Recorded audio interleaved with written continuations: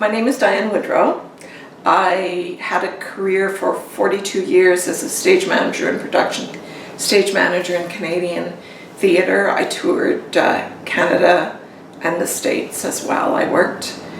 I stayed a stage manager for 42 years because I loved the job, and for many years it didn't actually feel like work. I stage managed classical theatre. I worked a lot at the Charlottetown Festival, Stratford Festival, the National Arts Centre. I did large musicals. I production stage managed Les Mis, The Lion King, Rent, Mamma Mia. Did I say Les Mis? But anyways, a whole bunch of shows. I recently was given a great opportunity to teach, and I'm teaching at Sheridan College now, and I teach young students about technical theatre, specializing in stage management. So that's that. How old were you when you first heard about the existence of stage managers? That's an excellent question, actually. I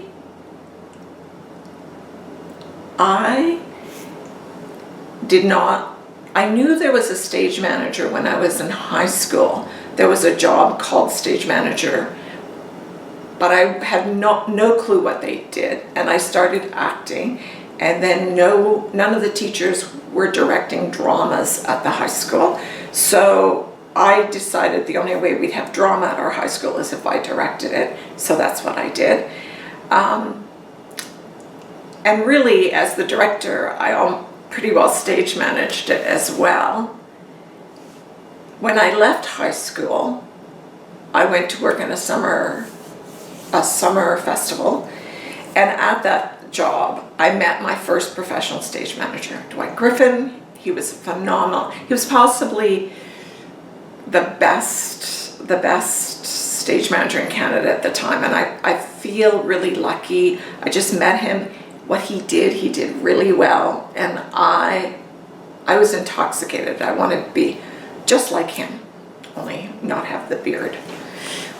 And so he was my role model. I was interested in directing, I was interested in light design, but stage management, I think, is where everything comes together and you get to kind of touch on everything.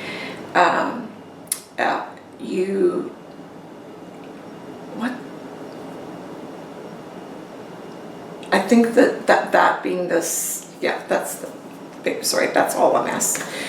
But I love the fact that stage management touches everything, and that's probably what drew me most. That and the exploration. I was really lucky. I got to work, I came into theatre, I was very young, but I came into professional theatre, and it was the tail end of the great regional theatres in Canada. So John Hirsch, Jean Gascon, people who were, the people who started the Stratford Festival were just like at the end of their career, but I got to kind of peek into that.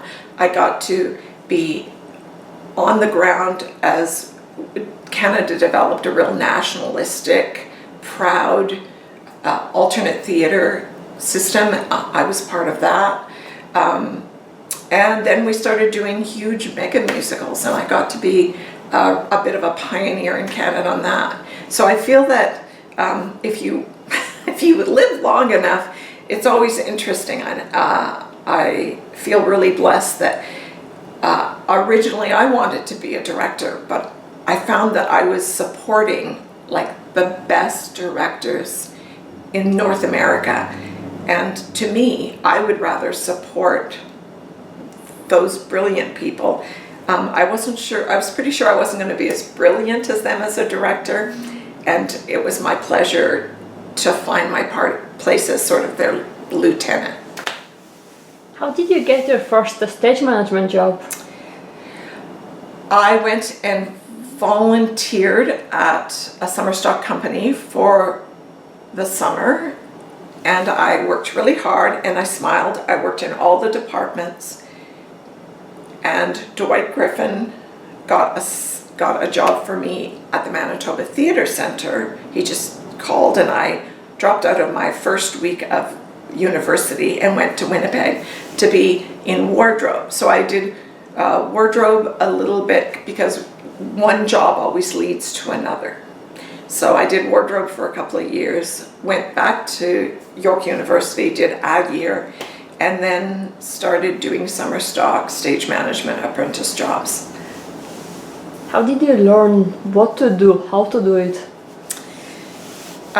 It's interesting that I'm teaching stage management now, because when I started in theater, everyone said, no one can teach stage management.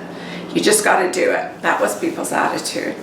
But that is how I learned. I learned by working in other departments, so I had an understanding of what the other departments were. I also learned by watching. That's pretty well what I did. I was told to keep my mouth closed and watch, and that's what I did. And I was lucky.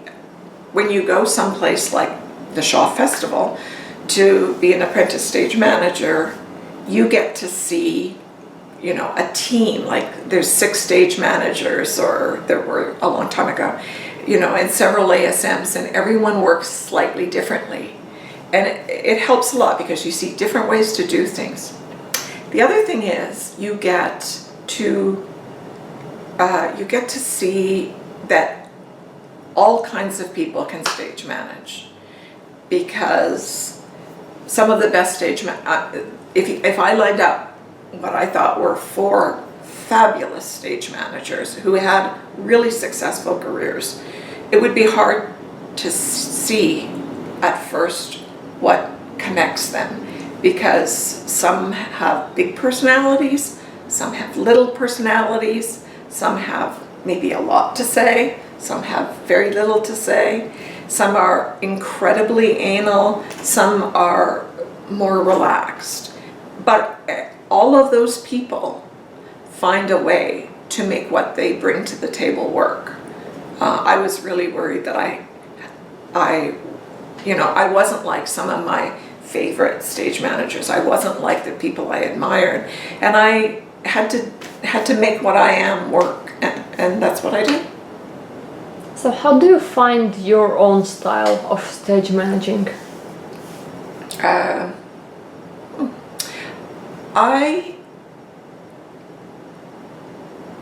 a good question. I think you develop your style by experience. The more you do shows, the more you realize that actually you have to adjust your style slightly to work with the creative team. So you have to be yourself, but you need to adjust to what the show demands or what they need for support. So I think it's really, you develop your style. I think through my entire career, even at 40 years, I was still learning things and learning about myself. I mean, and by making mistakes. I had an amazing career. I was really lucky. But one of the reasons I did was I learned lots because I made lots of mistakes. And the good thing is I was smart enough to learn from my mistakes, to own them and learn from them. And if you do that, you can't lose. You worked in so many different places. You stage managed original Canadian comp productions of Les Mis, The Lion King. You worked in opera. You toured all over Newfoundland, different festivals. I wonder, how does a venue affect your role as a stage manager? Is it different stage managing such a major musical in Toronto or working with opera, for example? There are lots of basic things that stay the same when you stage manage. Your scheduling, your supporting, your communicating, those things don't change, and the things that make you a good stage manager travel from one discipline to the other. I would say the stage managers of large, when I did large musicals, I had a large team. So when you stage manage large musicals, you have a team. So there were, on Lion King, there were five people in the stage management team. So I did lots of administration and lots of management of people and lots of scheduling. So I was slightly further away. Although I teched the show and called the show, I had to share and divide. So the size changes my role slightly. With something like large musicals, there's also an international, usually, reach. So at the end of a show, you're sending out 75 show reports to 3 different continents, and it becomes something like communication becomes so important. How you communicate, when you communicate, who is included, and the very words you use become so important, because you're just like putting it out there, and you can't be there. So I think that communication is always important, obviously, but it's a lot easier if you and I were doing a show. I was stage managing a one-woman show, and you were in it, the way we would communicate would be so much simpler and more casual. So I think that affects it a lot. I think the larger the show is, the harder it is to be flexible. Sometimes you have to, there's a fine line of being inflexible is very unattractive. But being flexible and then people feeling that they're not all being treated the same is a problem. And those becomes a larger issue when you have a show that's got 45 people in the cast. And it becomes a larger issue when you have a long-running show.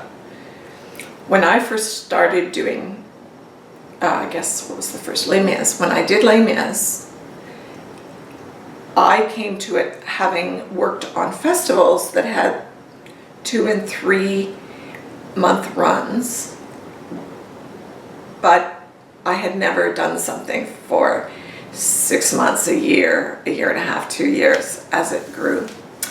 And I think it was a real learning curve for me and lots of people in theater up till then. When there was a problem, I didn't always feel it had to be solved. Myself and my managers, the people over me, if there was an issue or a problem, maybe a weak hire on a team or something, you kind of look and go, well, we're gonna tech it in 3 days, we're gonna open, and then we're gonna be closed in 2 weeks. So how you deal with issues or problems in that circumstance, you just kind of bandage them and make it the best you could.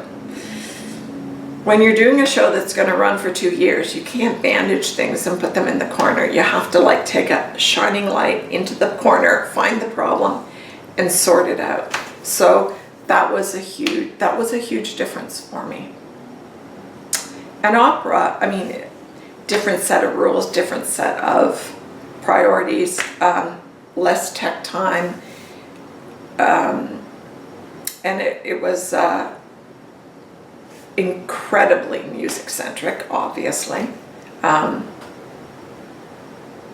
But really, what do you need? Plan it, organize it, schedule it, do it,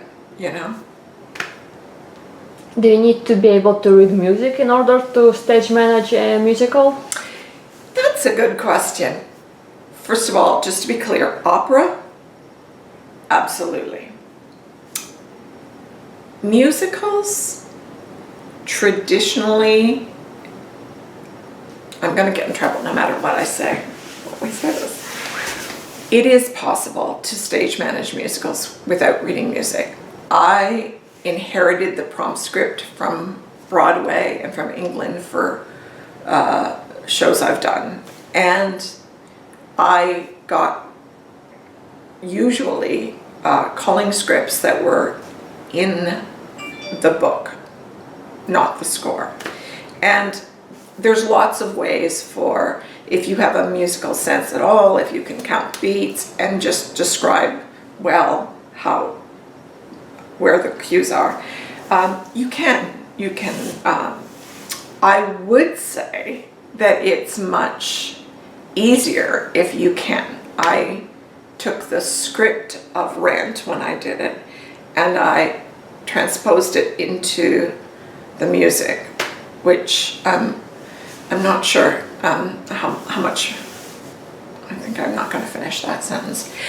Anyways, I transposed it, and when I got Lion King, it was in the script, not the score, and I inserted the score just in a couple of places where I needed it. I think the advantage of the score, there's lots of advantages. One of them is in the teching process. I mean, it's just so much easier if the light designer or the director can say, I want it called on that musical beat. And then you mark it, and it's, failing human error, you always call it on that beat. And because everyone knows the music and everyone knows the tempo, if that calling it on that note doesn't work and you move it around, it's really easy for them to figure out where the next best place is. So I think, and in a long rehearsal process, the director, the choreographer, the dance captain, the music director, they all often reference things by the music. And sometimes it'll just be a nickname to a certain bar because that's where the tempo changes or the key changes. But I think that it would be easy for someone who has no musical background ever to be kind of not lost, but it would just be another kind of hill to climb or thing to sort out. Most people would sort it out. So I haven't said yes or no. I've seen lots of people manage both ways. It's just, if you don't read music, you need to have a plan. Call me, I'll tell you what you need to do to kind of make that work. You can't, there's homework that needs to be done. I was able to witness the process of coding the show only once on Broadway, and that production stage manager, he was calling it off monitors. He had 4 screens in front of him. Yes. And I was wondering, what was it like 40 years ago when you were just starting out? 40 years ago, well, we had electricity, so we don't. That's good. That. Well, the technology of theater has grown like this in the last really 25 years, really. So, first of all, shows were not as technical. Designers didn't have the toys. There wasn't an automation department. So those monitors are for the most part, safety and blackouts. So how did we do blackouts? If we didn't have an infrared monitor, you'd have an ASM tell you when the person was clear, so you could bring in the curtain, or when something landed because you couldn't see it because you couldn't do it. So you used human people, or if you were opening a trap and sending an elevator down, you would have someone above and someone below spotting for you and communicating to you. What else do I? Oh, and the other big thing we use monitors for is for the conductor. And if I needed to call something off the conductor, usually from the booth, you could see their head, or I've been in situations where if I could see the monitor, not the monitor, but the actual conductor, then if there was something that was really important that he or she and I are together on, it's like I would have them, they would like do a head nod or a forehead thing or something. And I would know that we were all going to hit that note together. So didn't really need, I had so many monitors in Lion King. I had to make big notes to remember, like, and in my book I'd go, look, like monitor right, monitor left, because there was no time to like stop and think about what you were going to do. But, you know, I didn't open traps and take, you know, moving parts down. I didn't bring up, you know, 8 people on a monitor. So the simplicity helped a lot. When there are so many monitors, how do you choose what to look on?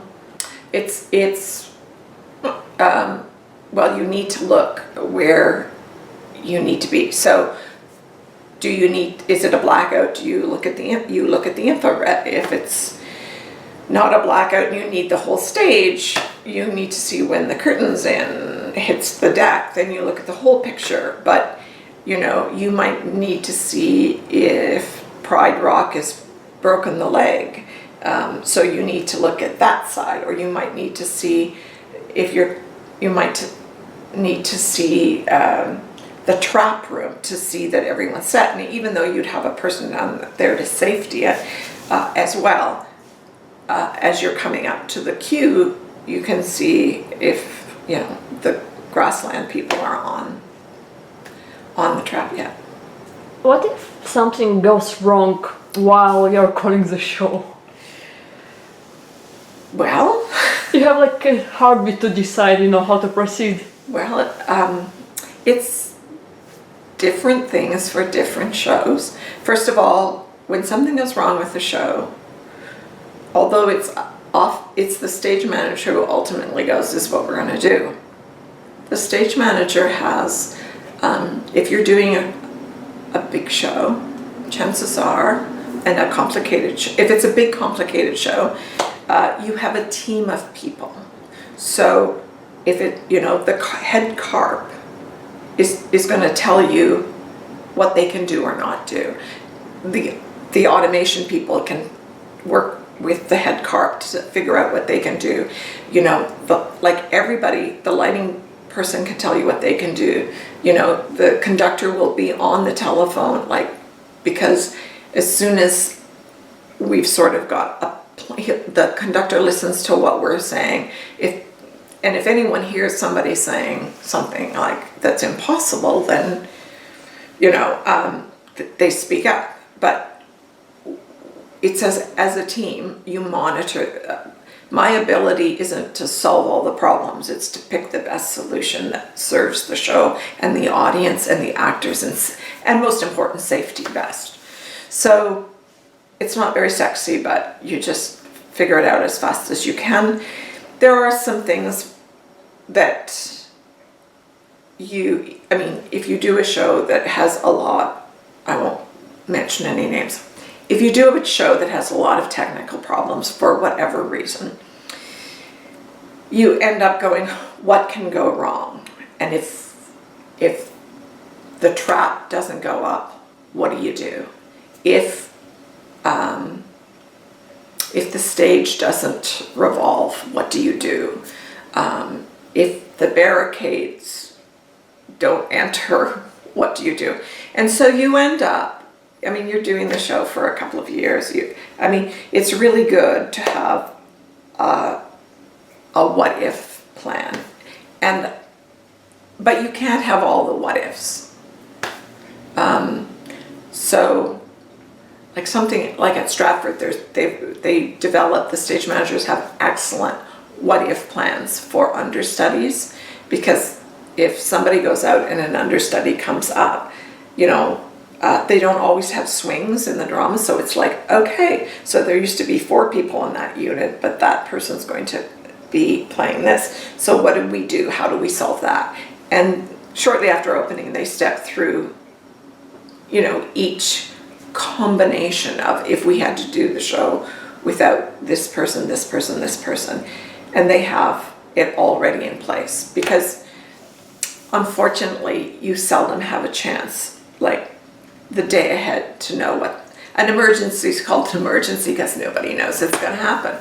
So that's helpful to have some plans and to listen to people and be creative. It's like, what is the effect on the audience and what is the safety issue? Not in that order of importance, but at Shaw Festival, long before we had automation, we had a turntable that was run by, human hands, and it didn't go for the big finale where it's supposed to spin and Ode to Joy plays and it's amazing. Well, it wasn't spinning, and for 10 seconds I go like, crap, what am I gonna do? And actually about 3 seconds, and then it's like, I'm gonna lift the curtain. It's not moving. They're all gonna tell them to hold hands and walk slowly down center. And we played Ode to Joy, and instead of them spinning around, which was such an amazing visual, when I say spinning slowly, and no one it was very moving, and no one in the audience really kind of needed their money back. So it's kind of going, what can you do? Or, something's not pinned properly to revolve it on. We needed it pinned, and it wasn't in the right place to be pinned. And it's like, 3 strong stage hands held it in place while it revolved in.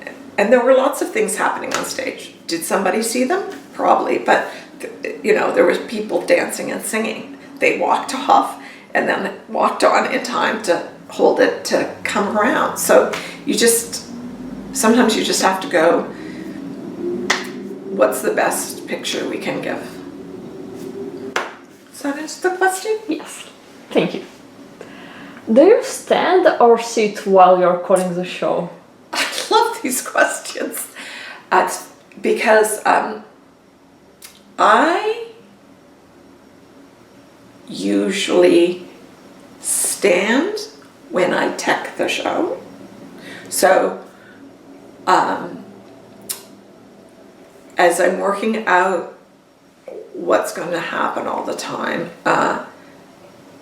or during very difficult passages, I always stand up, and often I will stand up for the top of the show. So the check-in, the standbys, the announce, and once we get to the end of the first kind of phrase of whatever, I then sit down.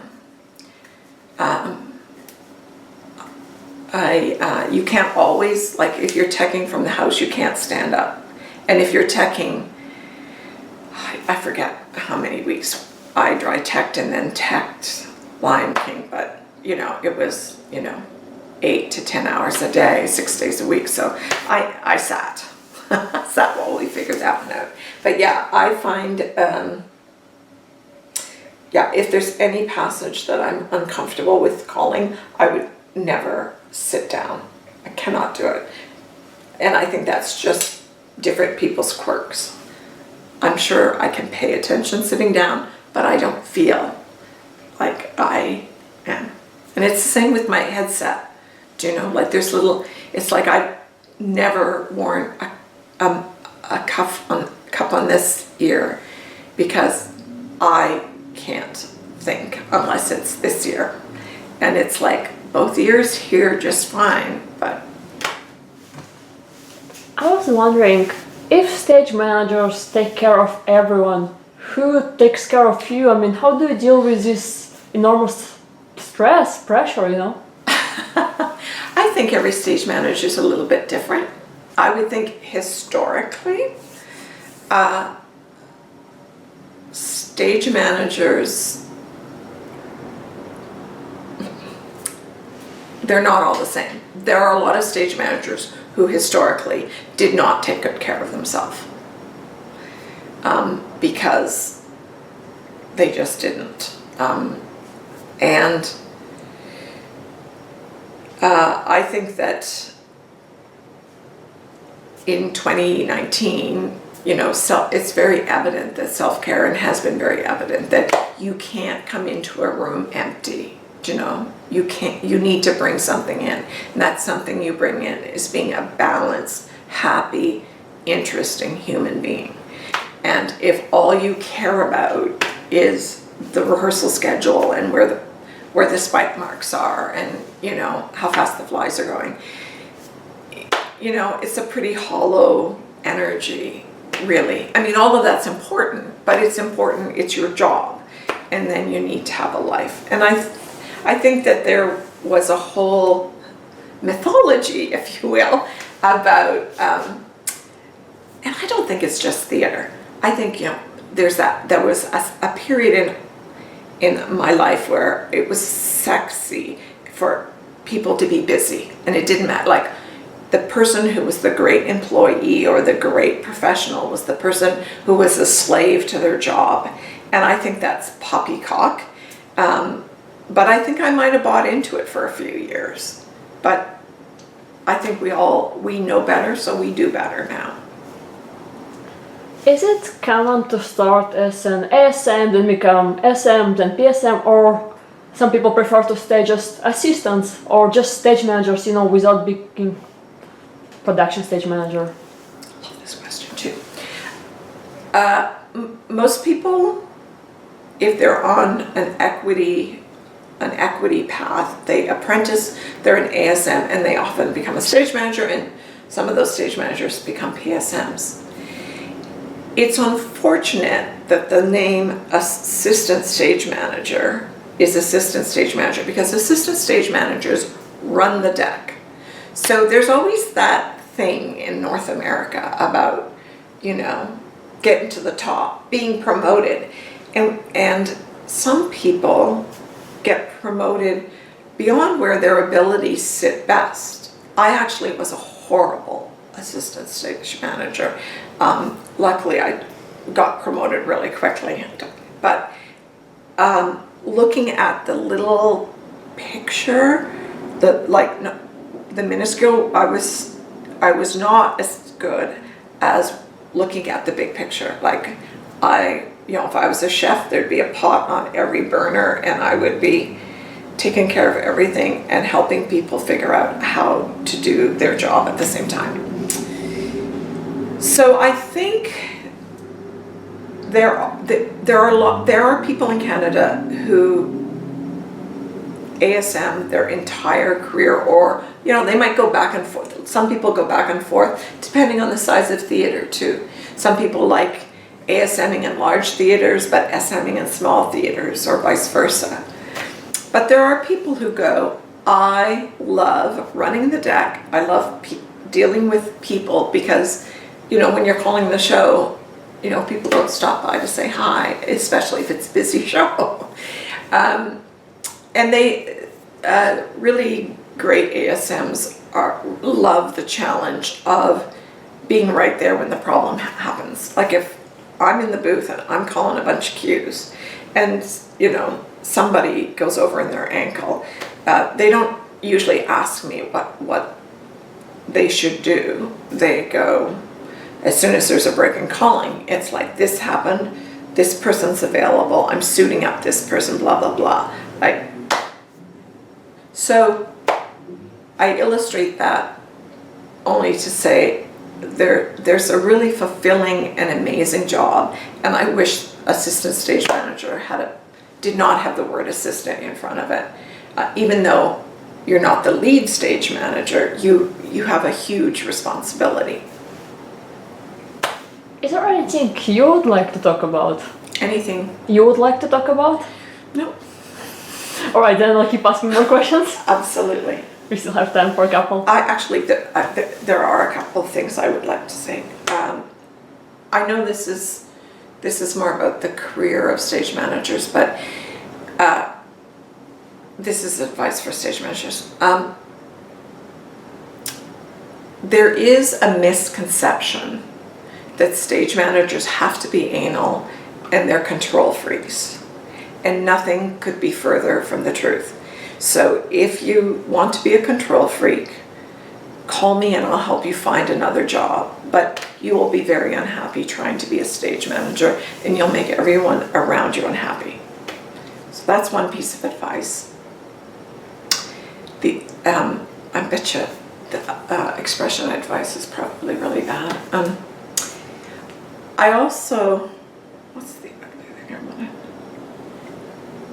Stage managers who save the day and then want to be rewarded for saving the day make me nervous, because if you've done your job properly, you shouldn't have to save the day.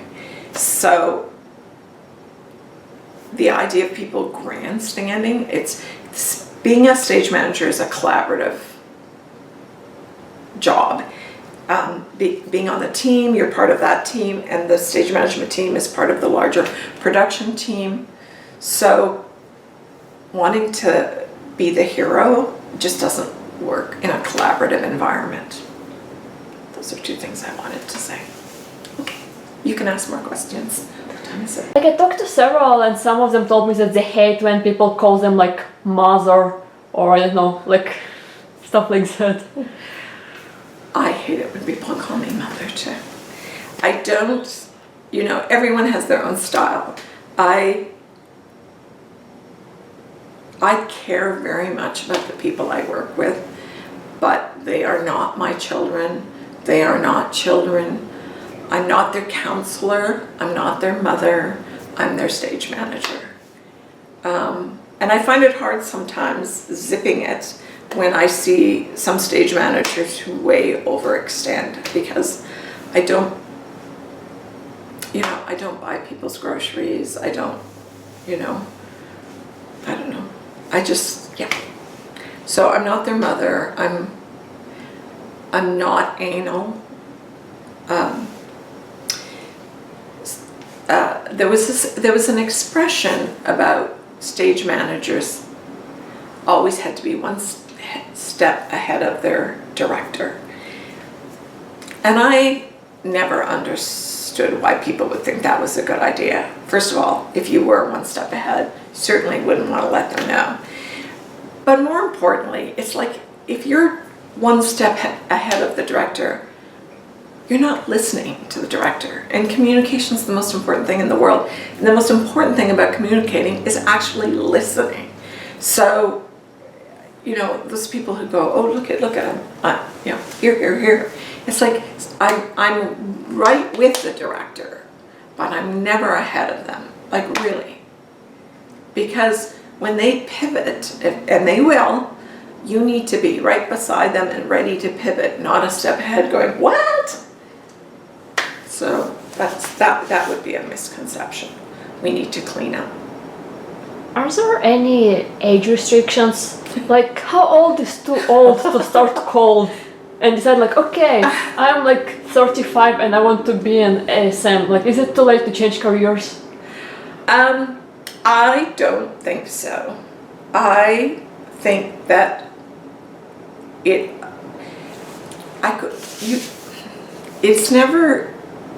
we can't judge things by age. Like, your 35 and my 35 might be completely different. So some 35-year-olds might not like the lifestyle. By the time some people are 35, they want to have a couch and a stereo, I don't know, and a real apartment. And some people want to have worn out suitcases. So, I couldn't ever put an age restriction on it. I would say if people are, no matter what age you're at and you're looking at coming into stage management, it's like you need to be pretty specific about what it is you want and where you want to go.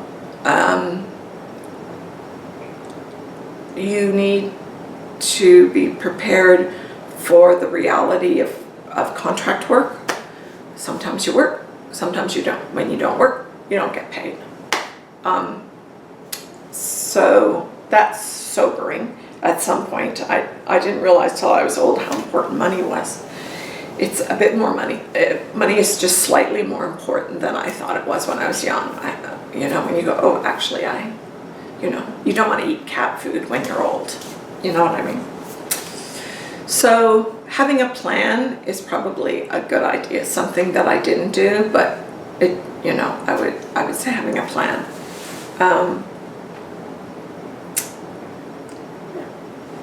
And the last question, what do you wish you knew when you were starting out 40 years ago? 40. First of all, I was very young 40 years ago.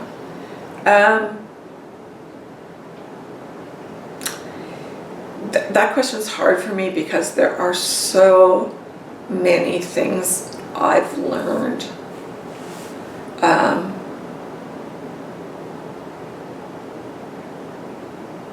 I wish I had known how beautifully my career was going to unfold, because I was always very anxious about it.